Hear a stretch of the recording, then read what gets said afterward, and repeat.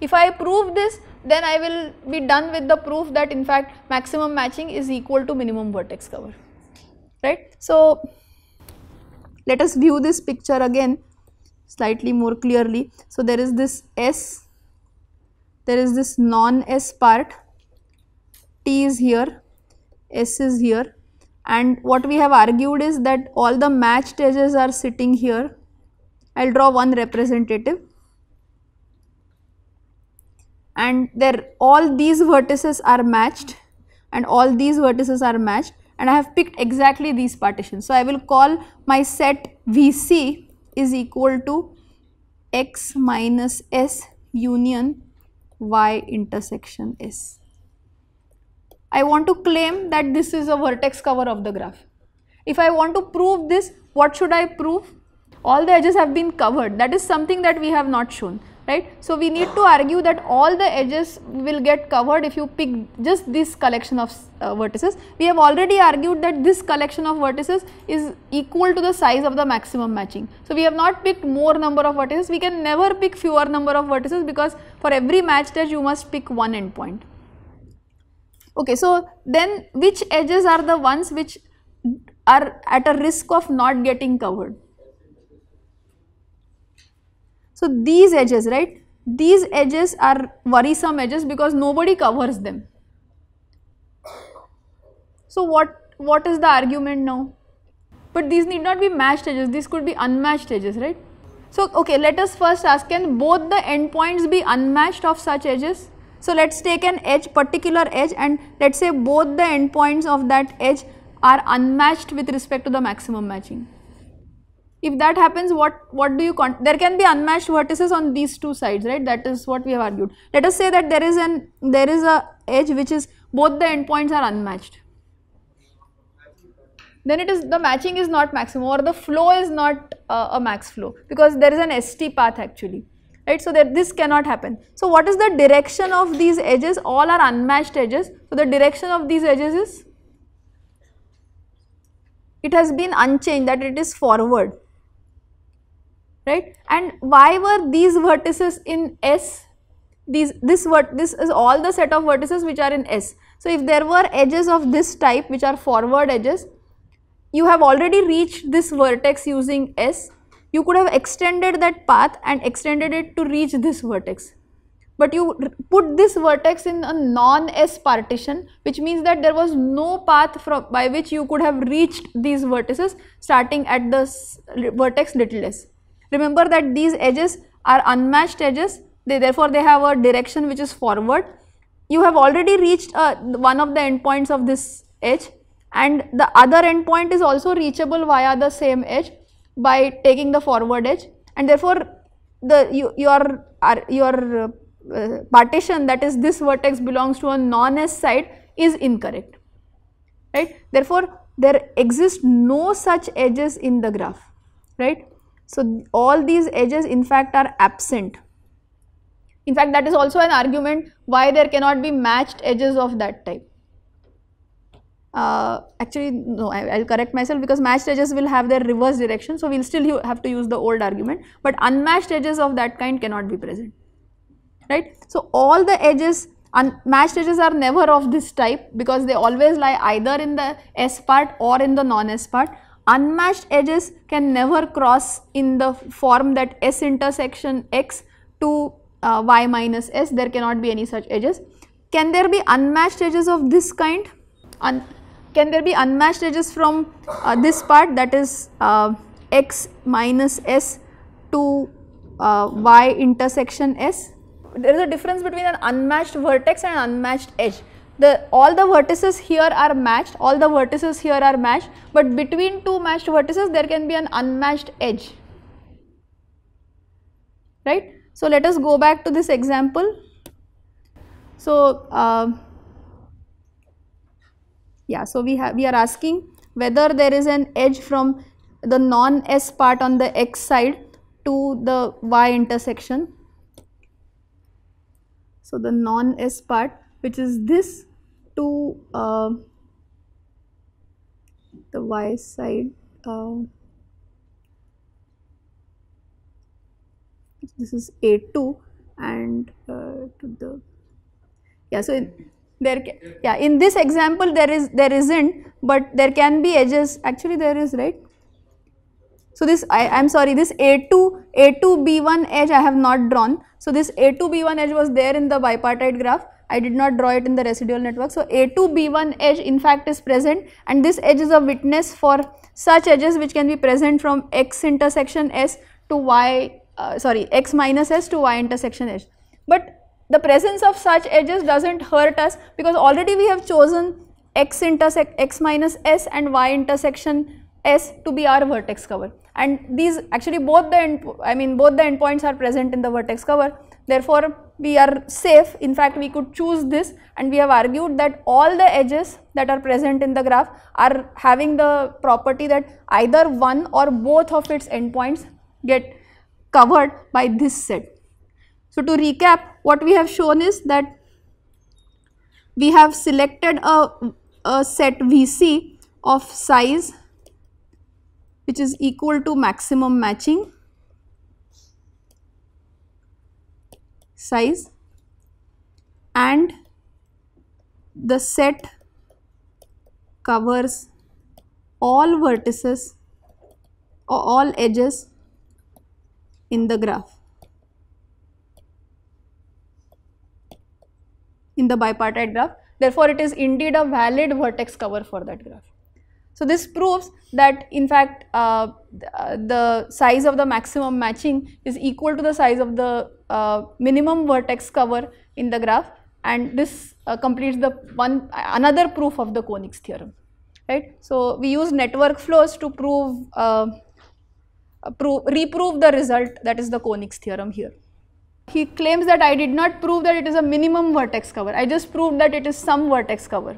So let us see what all did we prove, okay. So we proved that this set VC that we constructed is a vertex cover. So what did we show? The size of the VC, the number of vertices, is exactly equal to the size of the matching that we had, which is exactly equal to, actually which was a maximum matching M star, right. We had picked a maximum matching and then we constructed the residual network. And what do we know about any vertex cover and any matching? So if I show you some number of matched edges in any graph, and I ask you what should be the size of the vertex cover in that graph. So size of the matching is exactly equal to the number of edges, so you don't have to divide it by 2. So I must pick, so any vertex cover must have size which is greater than or equal to the size of any matching, right. And now what we have done is we have shown a vertex cover which is exactly equal to the size of the maximum matching. So in fact, if you show a vertex cover which is equal to the size of any matching, then it suffices, right. So does everybody see that we don't need to explicitly prove, we have actually given a proof that it is both a vertex cover and it is a minimum vertex cover. Okay. So in the remaining part that I have, I'll have time for just doing one more reduction, and we'll do this, we'll see another problem which has come up in slightly different flavors. We'll call this the problem of edge disjoint paths in a directed network or directed graph. So let me state what is the input to our problem. The input to our problem is a directed graph GVE, and we are given a designated pair of vertices S and T, and our interest is in computing paths from S to T which have this property that they are edge disjoint, right. So the graph need not be bipartite anymore.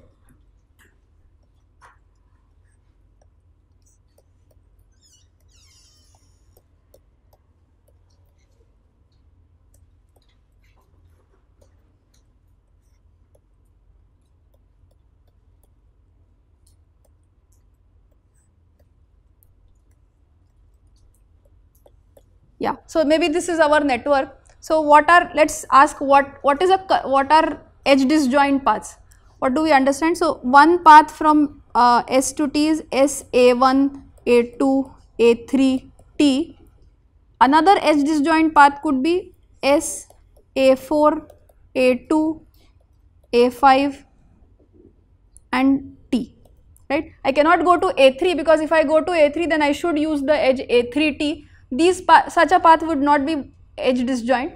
They can be vertex intersecting, like these two paths are vertex intersecting, but they need to be edge disjoint, right? So these are two paths which are edge disjoint from S to T, and our goal is to compute a largest possible collection of such paths, right? So we are given a directed graph or a directed network. We are also given the two vertices S and T, and we are interested in computing these edge disjoint paths, right? Okay, so again we are not going to invent an algorithm from scratch. We are going to use possibly a reduction to network flow. So in this case the setup seems to be much nearer to the network flow setup, where we already have a directed graph, we already have an S and T, and then the only thing that is lacking is capacities, right? So we need to find out capacities and assign them possibly if we want to use network flows to solve this problem. So again our setting will be that we are given GVE, we are given this ST, we would want to come up with a flow network D and a pair ST such that the max flow in this flow network corresponds to the number of edge disjoint paths in G and vice versa. That is, if you have k edge disjoint paths in G, you must be able to show a max flow of value k in the in the flow network D. So can we have some suggestions for what kind of a flow network do we want to set up? So most of the things are there ready for us. That is, we have a directed graph here, and the flow network also requires us to have a directed network. The S and T are also given to us, maybe we can make use of them, and we need to set up the capacities appropriately. So is there a natural choice for the capacities? So we try to set every edge a capacity of 1, right? So I will set up this flow network where every edge has been given a capacity of 1. We find a max flow using some flow algorithm, and we would like to argue that the value of the flow in D is exactly equal to the number of edge disjoint paths in G and vice versa, right? So the setup of the flow network is clear. We will keep the S and T the same, and we will just assign unit capacities. Okay, so let us do the simpler direction first again. That is, suppose we had k edge disjoint paths from S to T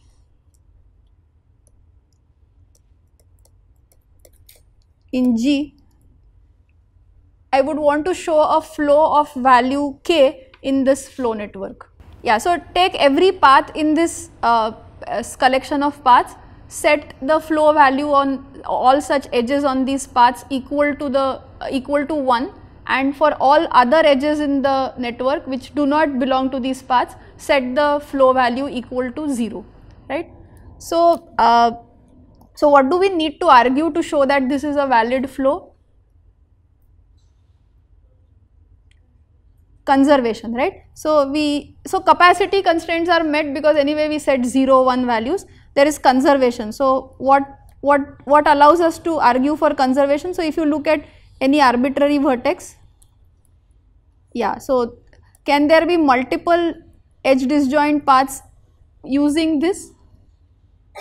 So pick up an arbitrary vertex u in your graph, which will also be there in the flow network. Can there be multiple edge disjoint paths which contain this vertex u?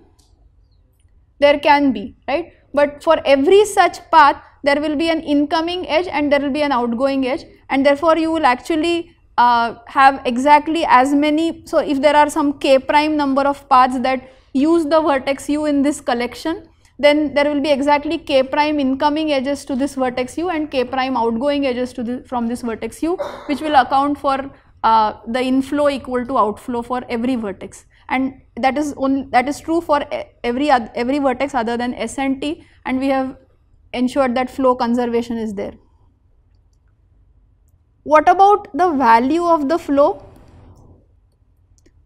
The value of the flow is defined as the the sum of the flow which goes out of S minus the sum of the flow that comes into S. Since these are edge disjoint paths from S to T, we know that there must be exactly k outgoing edges for which we had set a flow value equal to 1, and again the value of the flow must be exactly equal to k. So if you pick up any collection of k edge disjoint paths here, you will be able to find a flow value which is exactly equal to k, and it is a valid flow in the flow network that you have set up. And therefore, if you consider a max collection of edge disjoint paths, again you will get some flow here. So we should now ask the reverse direction, that is, if somebody gives us a max flow or any flow in the flow network D that we have constructed, we should be able to get back a collection of edge disjoint paths.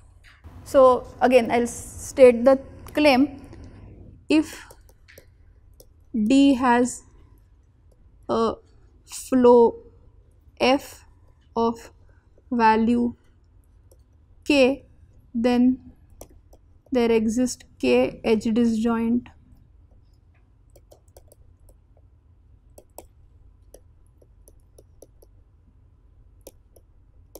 in G. So where do you expect these edge disjoint paths to reside once somebody has given you a flow? So what do I mean by somebody has given us a flow? We have been provided with the flow function, that is, on what edges is the flow non-zero and on what edges is the flow 0. And we will assume that the flow is integral and therefore it is either 0 or 1. And it cannot be anything other than that because of the capacities. So where do you expect the edge disjoint paths to reside? So okay, so what you are claiming is you just blindly take all the edges that have flow 1 and you will claim that they form k edge disjoint paths. This is what is your claim. Okay, so my argument is, why can't such a thing happen? So I go from S to A1, then to A2, then to A3, then come back to A1 and then go back out of this thing to A4 and do something like this. This is a valid flow for me, right? So all these edges have 1 unit of flow.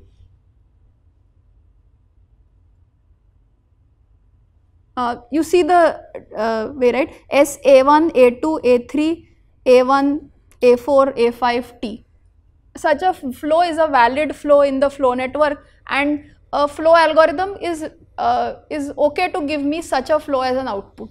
And I must be able to say that I can still extract out and show you k edge disjoint paths. So I cannot immediately look at all the edges which have flow non-zero and claim that just output them and they will be the k edge disjoint paths. So there is a little more to this. Outgoing edges. Okay. And the moment at a vertex where two paths possibly merge into one path, which will lead to the edges being the same for those two paths. Like if we have two paths and okay. Let's assume that they are not edge disjoint, so they must share at least one common edge. Okay, so just this thing. So this is not an example where the paths are not edge disjoint, but they are actually not. This is not a simple path, right? So yeah, okay, go ahead. We want to prove that there have to be k edge disjoint paths. Yes. So the first point is, starting from the source, we need to have k outgoing edges. Correct. Which will be part of the paths. And if at all any of these paths merge, then any of these paths get a common edge. Common edge. Okay, but actually what one can claim is that the collection of vertices that you have, okay, so you look at a subgraph of the original graph and you have obtained it from your flow network such that the flow network, on all those edges of the flow network you have non-zero flow or unit flow, right? And because flow is conserved, you must have the condition that for every non-ST vertex you must have incoming edges is equal to outgoing edges. And this is true even in this example. So so I agree with you that you cannot have that, you'll have fewer incoming edges and larger outgoing edges and so on, right, because flow is conserved. Yes, okay, so maybe I should also say that we are looking for simple paths from S to T, right, and what we still need to argue is that we can extract out simple paths and show k simple paths that are present in the, or that are present from S to T given the max flow, right. So here the path that I have shown is edge disjoint, but it is not a simple path, right, and still we have this problem that we need to extract out these k simple edge disjoint paths. So you are right that you cannot have that the flow is not conserved because we have gotten it from the. Okay, so one way is to try to greedily extract these paths and exhibit actually these simple paths from S to T, right. So collect these, try to get these paths, and the only reason why you could get into difficulty is because you complete a cycle in between, right. So you start, so clearly there must be, as you have pointed out, there must be k edges out of S. You take any edge which is going out of S. If you reach a vertex A1, there must be an outgoing edge from A1 again carrying unit flow and so on, and the only reason you can get stuck is possibly you go back to the same vertex that you had visited, right. So we want to show that although this happens, we do not have too much trouble. There is still a simple path from S to T, which is this path, which is S, A1, A4, A5 and T, which we can extract, and we want to show systematically how to extract these paths and give out actually those k edge disjoint paths. So this is what we are going to try to do. So what we will say is, if our flow network returns a flow function f at the end of the algorithm, then whatever edges carry unit flow, there are k edge disjoint paths which are contained inside those edges. So we had a flow network D where we had the vertex set V prime and the edge set E prime. Let me say that there is a subset of the edge set E double prime which are such edges such that f of E is equal to 1. I have collected all those edges. I claim that since f is a 0, 1 flow in the flow network D, then there exists a set of k edge disjoint paths in the set E prime. So what I am saying is E prime itself may not be the set of k edge disjoint paths, but the k edge disjoint paths are contained inside this set, right. As this example also shows that I can possibly throw away some edges and still construct a collection of paths which will be edge disjoint. So is the claim clear? Okay. Okay. So what we will do is we will do an induction on the number of edges that carry unit flow in this set E double prime, right. So we are going to prove this by induction on number of edges that carry unit flow. Okay, so let me state my claim again, that if I have a flow f of value cardinality of f, then there exist those many, that is cardinality of f many edge disjoint paths in this collection E double prime. This is what I want to prove, and I want to prove this by induction on the number of edges that carry unit flow, right. So if I did not have any, so the base case I will take a very simple thing, that if I did not have any flow, that is there were 0 edges that carry unit flow, then I have nothing to show, and therefore the base case is established, right. So now what I will do is, if I have a non-zero flow, I will do the same technique that I was doing earlier, that is I will start from S and start extracting this path. If I am lucky enough and if I reach T, I will I have actually found out one edge disjoint path, and what I will do is I will take this edge disjoint path, reduce the flow on all the edges of this edge disjoint path by 1, and therefore the flow value will also decrease by 1, and therefore if my initial flow value was cardinality of f, I have a new flow f prime which has value which is cardinality of f minus 1, or value of f has gone down by exactly 1, but I have also reduced the number of edges that are carrying unit flow, because I have actually deleted at least one edge and or maybe possibly more, and therefore now I can apply my induction hypothesis. If I have a flow f prime with so many with value this and fewer number of edges that are carrying unit flow, then I apply my induction hypothesis, and therefore I have f prime many edge disjoint paths from S to T plus the one path that I have extracted. Therefore I complete my argument in this case. The thing that remains is our case where we end up, before we reach T, in fact we do not reach T, but we actually loop back and we find a cycle, in which case now the induction step has been set up, or the induction has been set up properly. And how will you use this induction now? So suppose we find this cycle, what should we do? By removing the cycle, what do you mean? Yeah, don't delete the edges, but reduce the flow on all these edges on all the edges of the cycle by 1. Note that this is going to be still a valid flow. Why? Because for every edge you have reduced the incoming flow by 1 and the outgoing flow by 1. So flow is conserved. Have you actually reduced the value of the flow?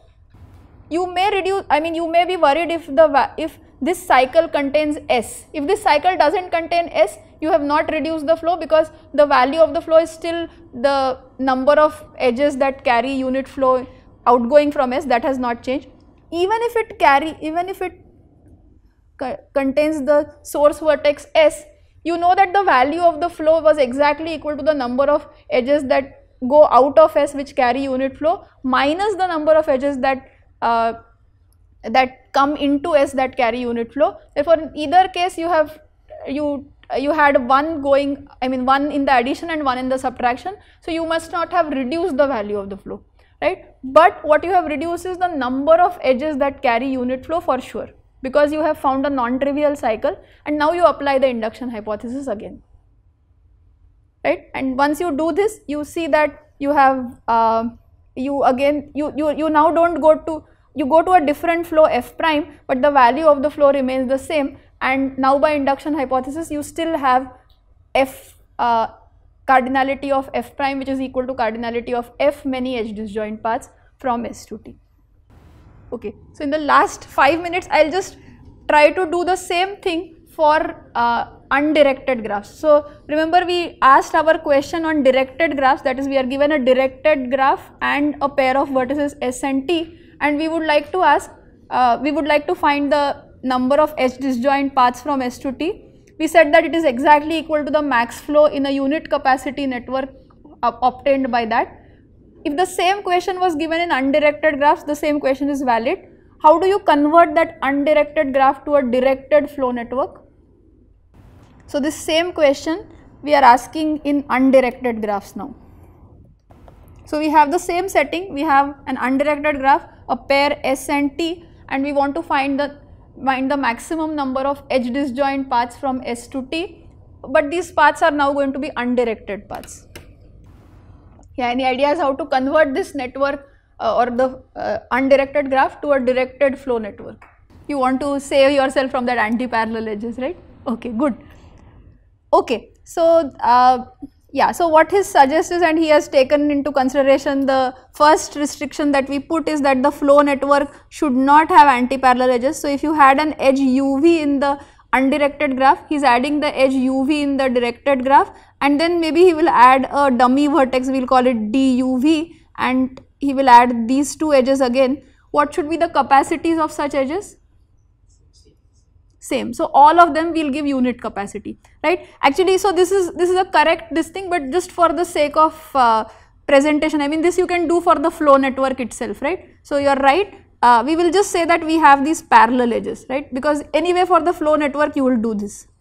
just it will make the exposition slightly simpler. So good, you have converted your flow network you have converted your undirected graph into a directed flow network. You again have S and T, you compute the max flow, right? And now of course you will have those dummy vertices, you will again, whenever you get flow, you will merge them, and finally you will get back something on your directed network that you have constructed, and then you want to get it back to the undirected network, right? So now do you see any issue with this? So we have already established the correctness for the directed setting. So whatever paths that you get in the flow network can be correctly converted into k edge disjoint paths in the directed network. But what if some path uses the edge uv and some path uses the edge vu, which I mean of course would have been split earlier but then finally again merged. So in that, when you bring it back to the undirected setting, it is the same edge, right? And you have lost the or you have violated the restriction that they should be edge disjoint. In the directed setting they are edge disjoint, but in the undirected setting they no longer remain to be edge disjoint. So I hope everybody sees the issue, right? We have a small issue that we are almost there, but some paths may use the edge uv in the forward direction. Some actually there can be at most one path because these are edge disjoint in the directed setting, and there can be a path which uses vu in that direction, but when we make them undirected paths they use the same edge uv. So let us ask again, can we modify our flow such that the flow doesn't have such a bad thing for us to happen?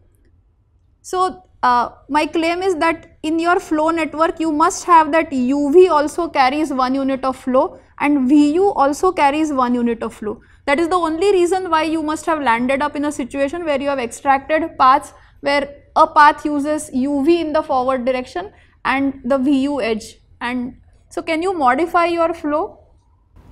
So what if I change such flow into another flow f prime, where f prime of uv is equal to f prime of vu is equal to 0, because I just set the flow along these two edges as 0, I keep the remaining flow as it is, will it change the value of the flow? Again, even if it were S, it will not change the value of the flow because there is one outgoing edge, one incoming edge that I have. So the value of the flow will remain unchanged. For every other place, the value of the flow doesn't change. Will it violate flow conservation? Because again, at U you have reduced, I mean, you have reduced one, and you have reduced one from the incoming and one from the outgoing. Similarly, at V you have done the same thing.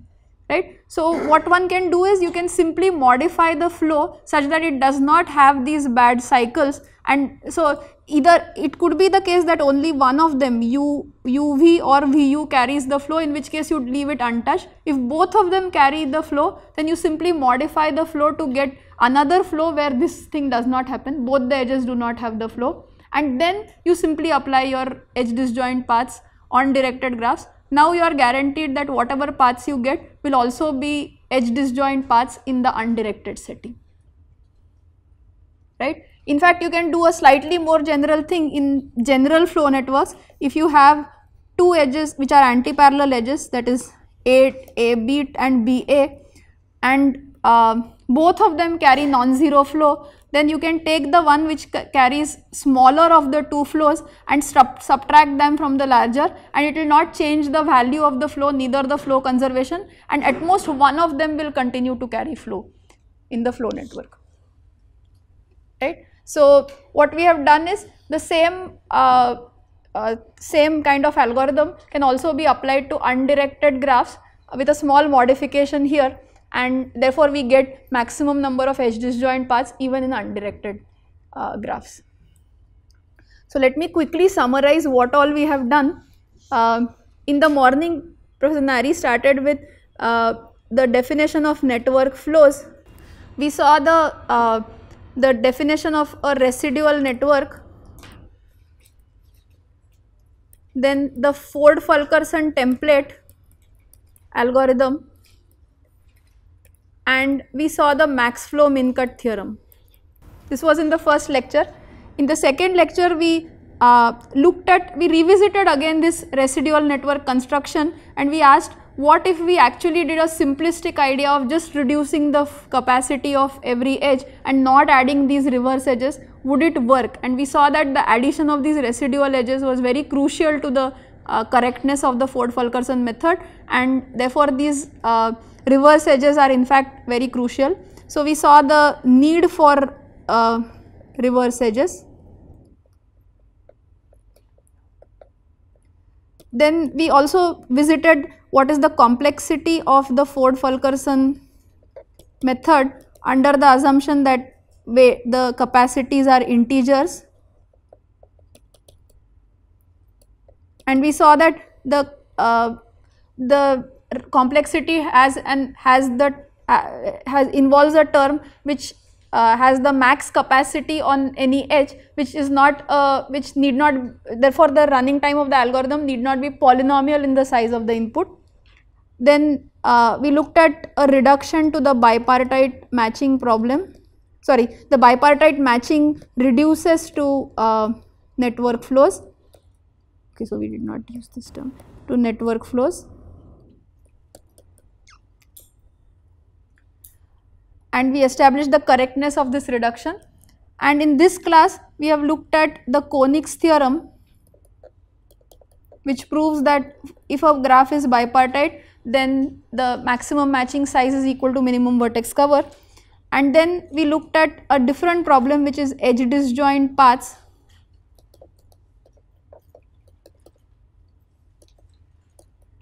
In both directed and undirected networks.